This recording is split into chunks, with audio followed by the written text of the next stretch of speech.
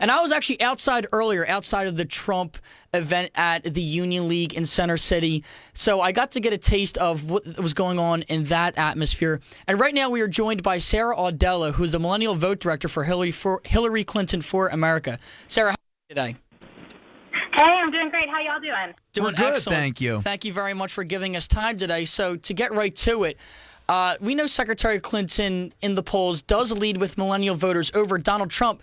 But in the Democratic primary, Bernie Sanders did a fantastic job at getting those millennials to the polls and voting for him. So what type of obstacles have you guys faced thus far to getting those Bernie people who were at one point, we know that the slogan was Bernie or bust. Some of those have been reluctant to go onto Secretary Clinton's side. What have you guys done to bring them over? And do you think there's still more work to do to get some Bernie folks onto the Hillary side? Well, thanks so much for the question. You know, as it relates to Senator Sanders, we're super grateful that he brought over so many young people and got them engaged in this campaign.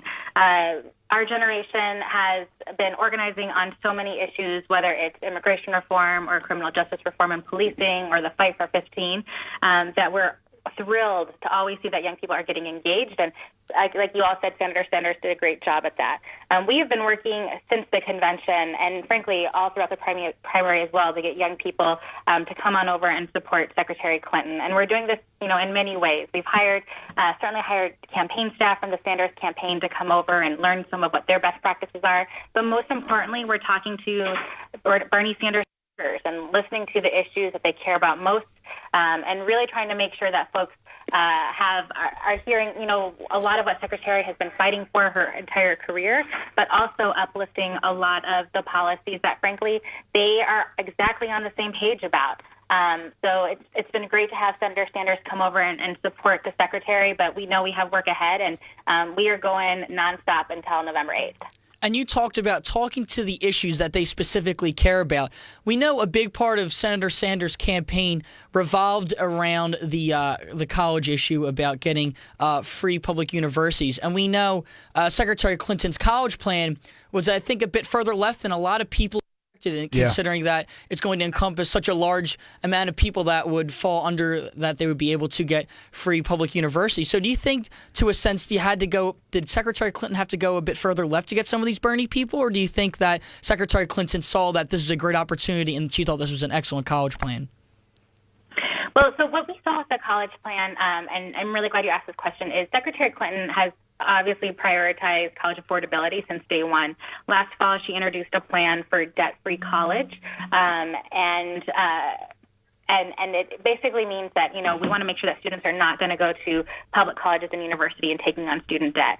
Clearly, free college tuition was a huge priority for a lot of Senator supporters, and so both the Secretary and Senator Sanders frankly got together to talk about their plans and came out with what we think is a stronger plan that encompasses both of them, so that we have families, working families who make under $125,000 a year are going to get free tuition at our in-state public colleges and universities, which is a huge component of what Senator Sanders was fighting for.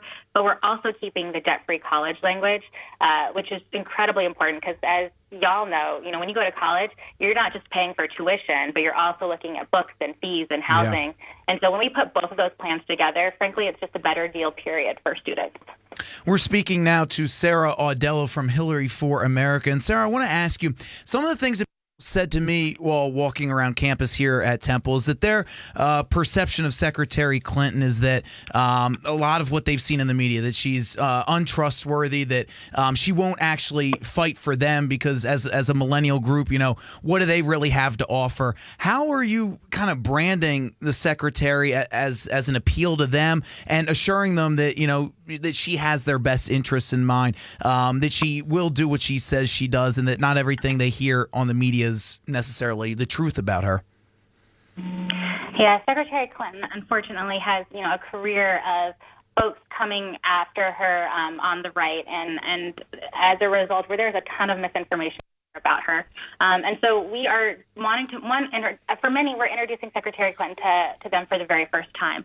A lot of people know that she was a first lady. A lot of people know that she was a senator and, of course, a Secretary of State. But what has she done in her career, right? Let's talk about how she worked for the Children's Defense Fund when she graduated from college. Let's talk about how she was a huge champion for child care on college campuses when she was in Arkansas. Let's talk about all of her work with the United Nations to really uplift the fact that gay rights are human rights. And this was after a speech she made as a first lady saying that women's rights are human rights. And so she's just been such a champion for many of the issues, frankly, that our generation cares about.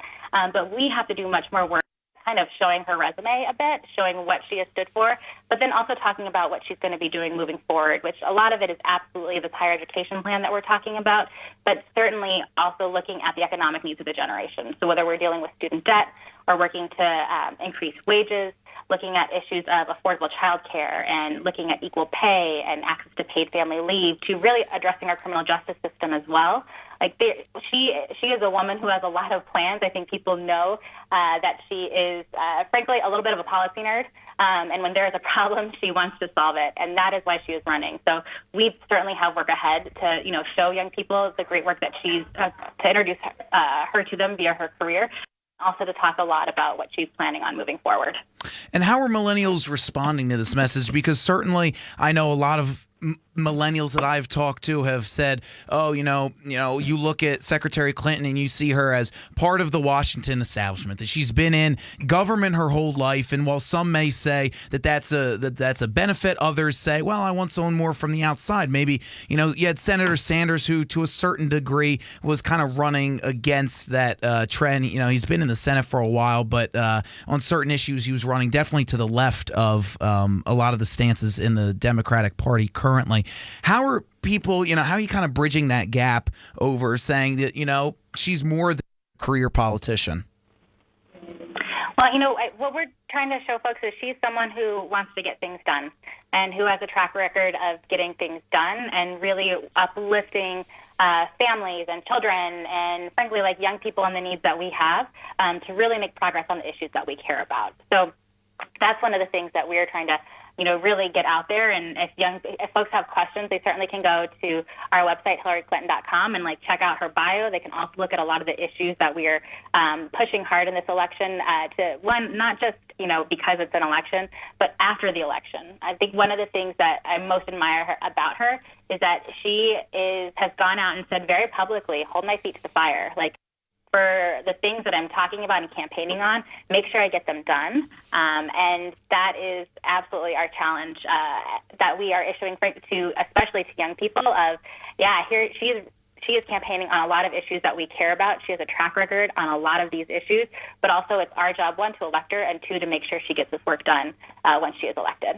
We're talking to Sarah Audelo, who is the Millennial Vote Director for Hillary for America on WHIP Radio with us right now. One more question here for you, Sarah. So we've mainly talked about Hillary and Sanders, comparing the two, similar messages. Now, I guess we want to talk about Donald Trump again, who is in the city of brotherly love today at the Union League, and we know Secretary Clinton, I'm sure, will be in Philadelphia again sometime soon.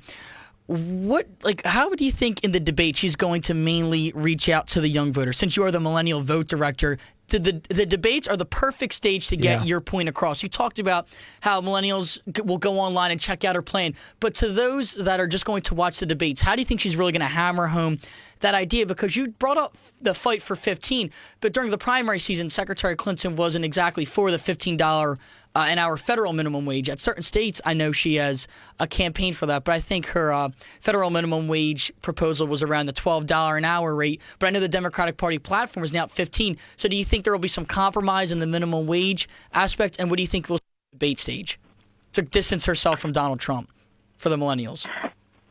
I mean, in terms of distancing herself from Donald Trump, they're so completely opposite from each other that I don't think much needs to be done to actually distance herself from Donald Trump.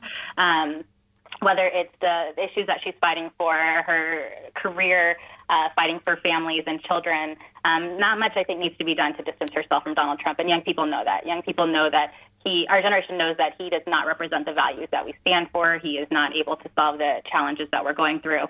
and certainly that candidate is Hillary Clinton. In terms of some of the issues that we're talking about, she is, and when I said previously that she's a problem solver, if we put new evidence in front of her, and this is something that young people have been doing, there's a reason why we are talking about so many issues in this presidential cycle, whether it's issues of police brutality or immigration reform or LGBTQ rights or the fight for 15, is because young people are the ones who've been really putting their lives on the line to fight for a lot of these issues. And so we've certainly seen her move on some issues because she's had new evidence put in front of her, as we should expect from all of our elected officials. If we are looking at outdated data, or if we have new evidence about why we should have a different stance, that is what we should expect and demand from our elected officials. So young people have been the ones who have been leading on so many issues, and Secretary Clinton, she hears us. She hears our generation. But to kind of circle it back and bring it back to the debate, it is so clear the difference between Hillary Clinton and Donald Trump, and we are frankly looking forward to the debate so that we can really show new audiences who haven't been engaged yet a bit more of who she is and what she's fighting for. And then, Sarah, one quick final question. Are you guys going beyond Hillary Clinton, beyond the presidential race, and encouraging millennials that they should be voting democratically for Senate and, Congress, House of Representatives? Because, Hillary Clinton would be a great president, but if she doesn't have the support of Congress behind her, then it's going to be a little difficult for her to kind of do her job. And I know a lot of millennials are like, oh, my vote doesn't matter anyway. If she's president but the Republicans control Congress, well, what good was that? That's an awesome question, and I'm so grateful that you asked it, because absolutely, when Secretary Clinton is traveling the country and doing fundraising, it's not just for the campaign, but it's also for Democrats up and down the ballot. And you're exactly right. We need a Congress that is controlled by Democrats to get a lot of what we want accomplished. But we also need state legislatures who are controlled by progressives as well, because when we're talking about issues, for example, like college affordability, state legislatures are the we're deciding how much we're increasing tuition for public colleges and universities. So every level of government has a role to play here, whether we're looking at governors' offices or Senate seats or state legislatures, or frankly down to the prosecutor level.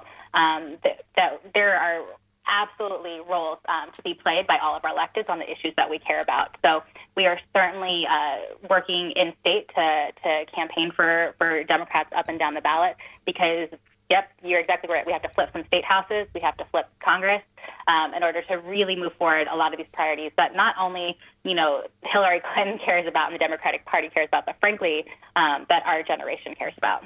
That's Sarah Audelo, the Millennial Vote Director for Hillary for America, joining us on WHIP Radio, Philadelphia's #1 college radio station. Thank you so much, Sarah. Let's hope to do it again soon, okay? Sounds good. Thanks, y'all. Have a good one.